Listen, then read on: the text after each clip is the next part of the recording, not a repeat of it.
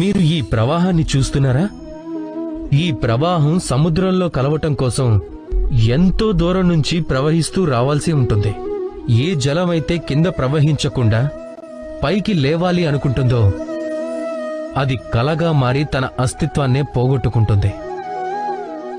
ఇక అదే విధంగా ఎవరైతే ఈ జలాన్ని తాగాలి అని కోరుకుంటారో వారు వారి మోకాళ్లపై ఉండి వారి చేతులను దోసిళ్లుగా మార్చి ఈ జలాన్ని తాగాల్సి ఉంటుంది. ఎవరైతే మోకాలుపై ఉండకుండా ఈ జలాన్ని తాగాలని కోరుకుంటారో వారు దాహంతోనే తిరిగి వెళ్లాల్సి ఉంటుంది.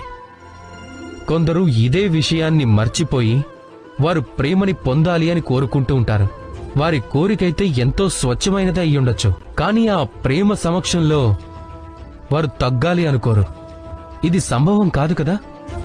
ఒకవేళ మీరు వాస్తవంగా ప్రేమని పొందాలి అనుకుంటే మీరు వారి సమక్షంలో తగ్గాల్సి ఉంటుంది. మిమ్మల్ని మీరు సంపూర్ణంగా సమర్పించుకోవాల్సి ఉంటుంది. అప్పుడే మీకు ప్రేమనేది దక్కుతుంది.